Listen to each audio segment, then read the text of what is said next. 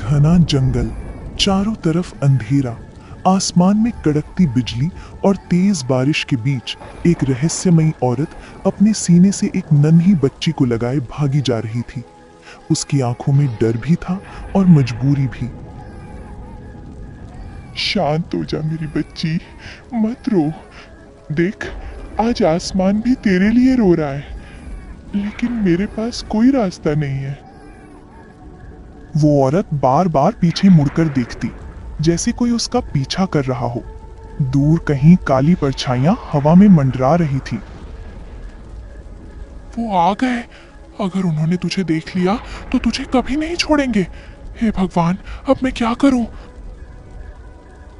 उसे दूर एक छोटी सी टूटी फूटी झोपड़ी दिखाई देती है। वो अचानक झोपड़ी के सामने रुक जाती है। सुन मेरी बेटी, तू कोई साधारण बच्ची नहीं है। तेरे अंदर चांद की शक्तियां बहती हैं। जिस दिन तू बड़ी होगी, जिस दिन तेरी शक्तियां जागेंगी, मैं तुझे लेने जरूर आऊंगी। मैं तेरा पालन पोषण नहीं कर सकी, तुझे अपने से दूर कर रही हूं। इसके लिए मुझे माफ करना। आंखों में आंसू लिए वो बच्ची को झोपड़ी के दरवाजे पर रख देती है और एक चमकदार ताबीज उसके गले में पहना देती है। मुझे माफ कर देना मेरी चांद किरण। और अगले ही पल वो औरत हवा में गायब हो जाती है। चारों तरफ बारिश की आवाज, हवा की सरसराहट गूंज रही थी। अरे सीता, सुनो, तुम्हें कुछ अजीब सा सुनाई दे रहा है क्या?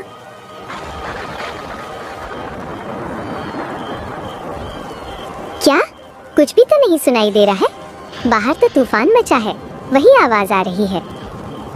नहीं नहीं, ऐसा लग रहा है जैसे कोई बच्चा रो रहा हो। सीता, तुम सुन नहीं पा रही हो? इस भयानक राहत में बच्चा? तुम भी ना। चलो सो जाओ। तूफानी हवा की वजह से आपके कान बज रहे हैं। लेकिन रामू का दिल नहीं मानता है। उसके मन में भी जानने का तूफान उठने लगा। नहीं, मैं देख कर आता हूँ। पागल हो गए हो क्या? दरवाजा खोला तो तूफान सब उड़ा देगा। एक तो वैसे ही हमारा छप्पर कमजोर है।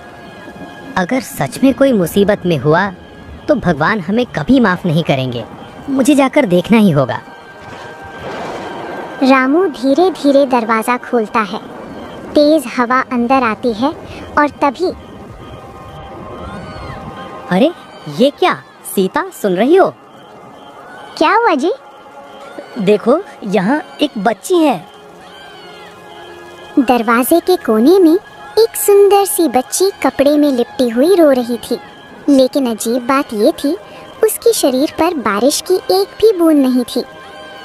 हे भगवान, किसने इस मासूम को यहाँ छोड़ दिया? आसपास कोई भी नहीं है। भला किसने ऐसा किया है? शायद भगवान ने हमारी सुन ली। इतने सालों से हमारी गोद सूनी थी। इस बच्ची को देकर भगवान ने हम पर कृपा कर दी। सीता प्यार से उस बच्ची को अपनी गोद में उठा लेती है और घर के अंदर ले आती है। हाँ, आज से ये हमारी बेटी है। अब हम इसका पालन पोषण करेंगे।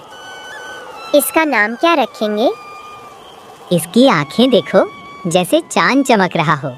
इसका नाम होगा चांद किरण।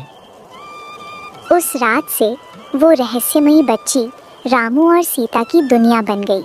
उन्हें नहीं पता था कि ये नन्ही सी जान एक दिन उनके जीवन में चमत्कार और खतरा दोनों लेकर आएगी।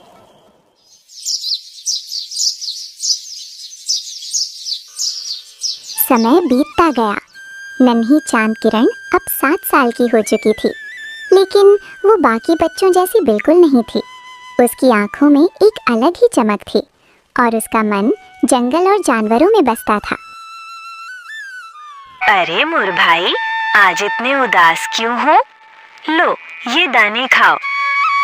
वो अकेले ही पेड़ों, पक्षियों और जानवरों से बातें करती। ऐसा लगता था उसे हर एक जानवर की भाषा आती है। रामू, देखो ना, फिर से वही अकेले जंगल में बात कर रही है। अरे छोड़ो भी, बच्ची है, खेल रही होगी। इसमें घबराने की क्या बात? तुम बेवजह घबरा रही हो। नहीं, ये साधारण बात नहीं है।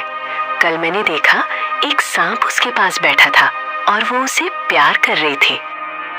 रामू थोड़ा सोच में पड़ जाता है, लेकिन फिर भी मुस्कुरा देता है। शायद उसका दिल बहुत साफ है, इसीलिए जानवर भी उसे अपना मानते हैं और उसे नुकसान नहीं पहुंचाते।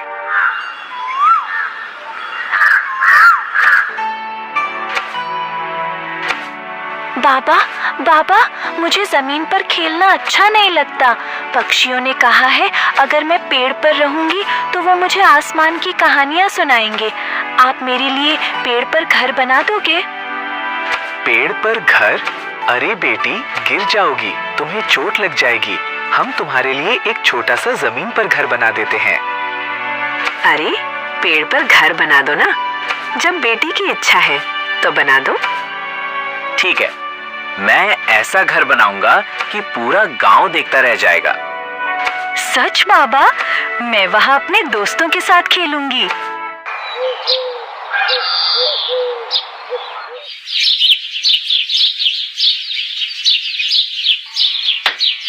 रामू घर बनाने में लग गया और देखते ही देखते कुछ ही दिनों में एक सुंदर सा पेड़ का घर बनकर तैयार हो गया। चांद किरण का अपना आसमान का घर। अब चांद किरण अपने पिता के बने हुए पेड़ घर में रहने लगी और उससे मिलने के लिए जंगल की सारी चिड़िया आने लगी।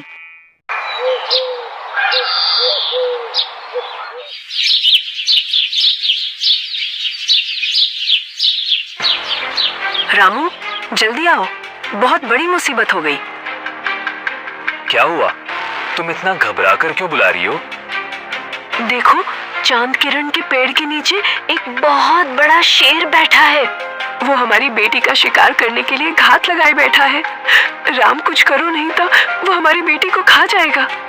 रामू की आंखों में डर भर जाता है।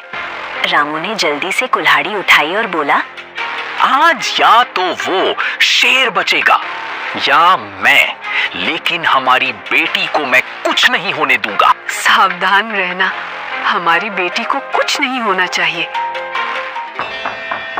रामू धीरे धीरे पीछे से शेर के पास जाने लगता है। तभी, अरे शेर, तू फिर आ गया।